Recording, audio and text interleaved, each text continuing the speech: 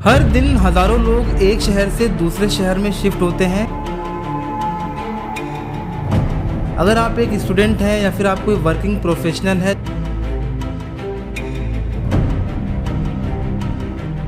जो अपनी पढ़ाई या फिर काम के चलते अपना घर वगैरह छोड़ के आप एक शहर से दूसरे शहर में जाते हो, तो वहाँ पे सबसे जो प्राइमरी हमारी ज़रूरत होती है वो होती है हमें एक अच्छा सा मकान किराए पे लेना होता है।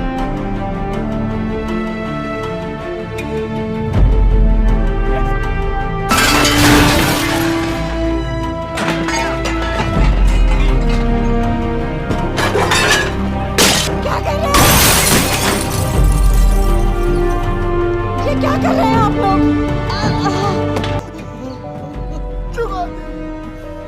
मकान खाली कर देंगे, चुका देंगे। तो हो सकता है कि हम एक ऐसे शहर में गए हों जो हमारे लिए बिल्कुल नया हो और वहाँ के लोग नए हों। तो ऐसे में जब हम कोई मकान किराए पे ढूंढते हैं और लेने की सोचते हैं तो हम बहुत सारी चीज़ों पे ध्यान देते हैं, लेकिन जो सबसे मोस्ट इम्पॉर्टेंट फैक्टर होता है वो होता है मकान मालिक का, कि भाई कि आपको मकान मालिक कैसा मिलेगा, मकान मालिक का बिहेवियर कैसा होगा। कहीं आपको कोई ऐसा मकान मालिक ना मिल जाए जो आपको परेशान करे किराए के लिए या फिर किसी भी और अदर तरीके से आपको परेशान करे और आपका रहना मुश्किल हो जाए। तो ऐसे में ज़रूरी हो जाता है कि आप एज अ टेनेंट मतलब कि किराएदार के तौर पे आप अपने अधिकारों को जानें और ज़रूरत पड़ने पे आप उन सभी अधिकारों का इस्तेमाल कर सकें। तो आज की वीडियो इसी टॉपिक पे है कि अगर आप किसी मकान में किराएदार के तौर पे रहते हैं तो ऐसे कौन कौन से कानूनी अधिकार हैं जो आपको मिलते हैं।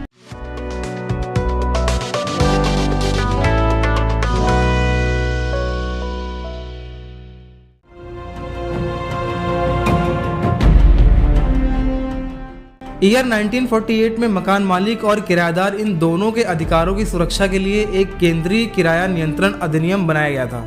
अगर आपका मकान मालिक आपको बिना किसी वजह के परेशान करे तो आप इन अधिकारों का इस्तेमाल कर सकते हैं। लेकिन आपको एक बात यहाँ पे ध्यान रखनी है कि ये जो अधिनियम बनाया गया है ये तभी लागू हो पाएगा अगर आप कोई भी मकान किराए पे ले रहे हैं और आपने उसका प्रॉपर रेंट एग्रीमेंट बनवाया हो। हम ये समझते हैं कि रेंट एग्रीमेंट बनवाना थोड़ा सा मुश्किल हो सकता है।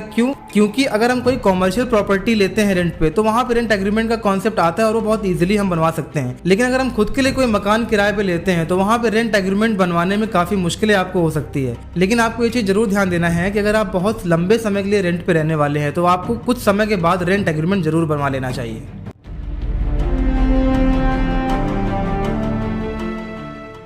केंद्रीय किराया नियंत्रण अधिनियम के तहत अगर आप मकान किराए पे ले रहे हैं तो ऐसे में पीने का साफ पानी, सेपरेट आपका बिजली का कनेक्शन और पार्किंग जैसी जो बेसिक सुविधाएं हैं ये एक मकान मालिक को देनी चाहिए और मकान मालिक इन सभी सुविधाओं को देने से मना नहीं कर सकता।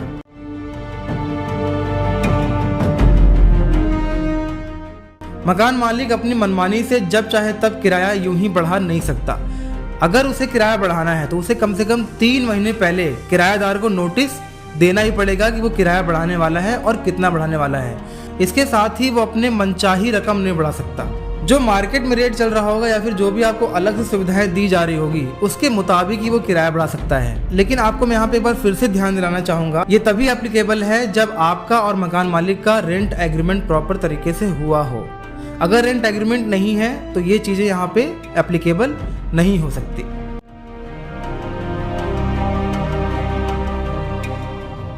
तो मकान मालिक आपको बिना किसी वैलिड रीजन के यूं ही कभी भी मकान छोड़ने को नहीं बोल सकता।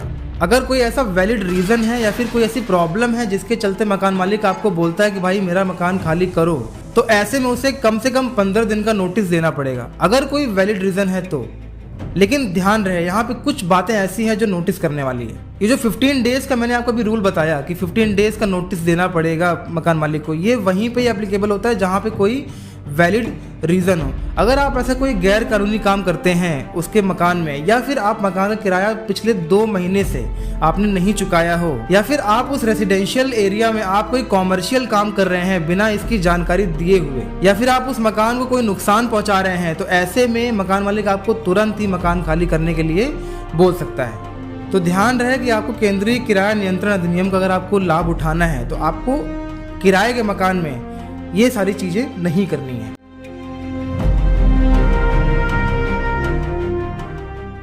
आप जिसके मकान में रह रहे हैं, अगर आपको उस मकान मालिक पे शक हो रहा है या फिर आपको उस मकान मालिक का जो बिहेवियर है वो कुछ सस्पिशियस लग रहा है, कुछ आपको समझ में नहीं आ रहा है, जहाँ पे आपको डर है कि आपकी प्राइवेसी खतरे में है। मतलब कमरे में कोई कैमरा लगा हो या फिर वो बिना किसी वजह के आपके कमरे में घुस के चला आता हो, किसी बात के बहाने आपके घर में आके बैठता हो, आपकी फैमिली रह रही है, तो ऐसे में आपको ये जो अधिनियम है पूरा प्राइवेसी का अधिकार देता है। आप रूम का किराया दे रहे हो, तो ऐसे में रूम में मकान मालिक को भी बिना किसी ज़रूरत के आने का कोई अधिकार नहीं होता है। तो आप बेशक मकान मालिक को मना कर सकते हैं कि भाई आप ड्यू टू प्राइवेसी कंसर्न आप यूं इस तरीके से मेरे कमरे में ना आया करें। बिना वजह का रोक टोक, बिना वजह का डिस्टर्बेंस ये अलाउड नहीं है।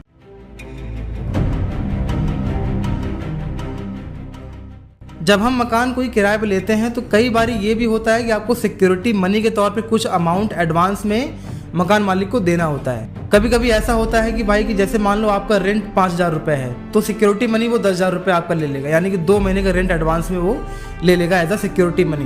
तो ऐसे में कभी आप किराए का मकान अगर खाली करना चाहते हैं तो ऐसे में जो मकान मालिक है उसे सिक्योरिटी मनी वापस करना ही पड़ेगा। इसके अलावा अगर आपको ये लगता है कि वापस करने में कोई प्रॉब्लम होगी तो आप इस सिक्योरिटी मनी को अपने रेंट में एडजस्ट कर सकते हैं।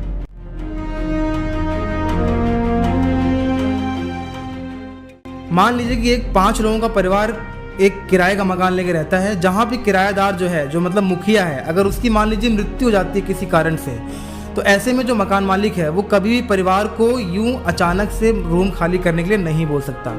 इस अधिनियम के तहत इस स्थिति में जो मकान मालिक है वो उस परिवार को निकाल नहीं सकता और जो एग्रीमेंट है वो कुछ समय के लिए वो उसको बढ़ाएगा। वो यूं इस तरीके से अचानक से रूम खाली करने को नहीं बोल सकता। तो दोस्तों ये तो कुछ टेनेंसी एग्रीमेंट यानी रेंटिंग रूल्स जो कि मकान मालिक और किराएदार के बीच में ये समझौते, ये एग्रीमेंट होना बहुत ज़रूरी है अगर आप कोई रेंट पे मकान लेते हैं। तो अगर कॉमर्शियल ले रहे हैं तो वहाँ पे ज़्यादा प्रॉब्लम्स नहीं आती, लेकिन अगर आप कोई पर्सनल स्पेस ले रहे हैं, आप अपने लिए कुछ स्पेस लेते हैं रहने के लिए, काम के चलते या पढ़ाई के चलते व्हाटएवर, तो वहाँ पे आपको ये सभी नियमों को दिमाग में रखना बेहद ज़रूरी है।